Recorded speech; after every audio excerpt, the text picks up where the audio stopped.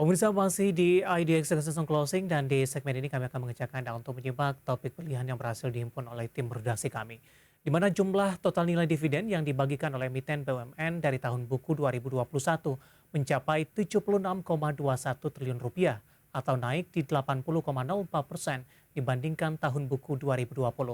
Lantas apa yang menjadi risiko yang mungkin dihadapi oleh investor di musim pembagian dividen BUMN saat ini? Mari kita simak informasi selengkapnya dalam tayangan berikut ini.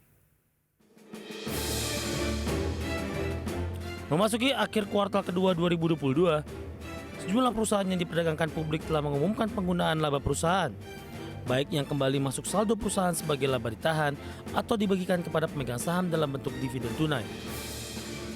Di antara perusahaan tersebut terdapat pula emiten yang kepemilikan sahamnya dikuasai oleh pemerintah Republik Indonesia. Bahkan sebagian emiten BUMN telah lebih dulu menyetor dividen dari laba bersih tahun 2021 kepada pemerintah. Total nilai dividen yang dibagikan emiten BUMN dan anak usaha untuk tahun buku 2021 mencapai 76,21 triliun rupiah. Jumlah ini melesat 80,04% dibandingkan tahun sebelumnya yang sebesar 42,33 triliun rupiah. Dari jumlah tersebut sebanyak 32,82 triliun rupiah diantaranya disetor langsung ke pemerintah sebagai pemegang saham pengendali. Dalam hal ini, Bank Rakyat Indonesia menjadi emiten dengan setoran terbanyak kepada pemerintah dari dividen tahun buku 2021. Ini sebesar 14,04 triliun rupiah.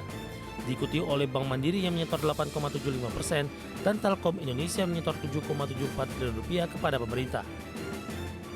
Sementara itu, Vice President Infovesta Wawan Hendrayana mengingatkan pembagian dividen besar ini belum tentu akan terulang seterusnya. Sebab kinerja sejumlah emiten seperti emiten komoditas akan bergantung pada harga komoditas global. Dalam hal ini, jika harga komoditas terkoreksi, maka kinerja keuangan pun bisa turun. Adapun Associate Director Research and Investment Pilarmas Investindo Sekuritas, Maximilianus Nicodemus, mengingatkan agar investor tetap mencermati harga saham pasca distribusi dividen, yang biasanya membuat harga saham terkoreksi.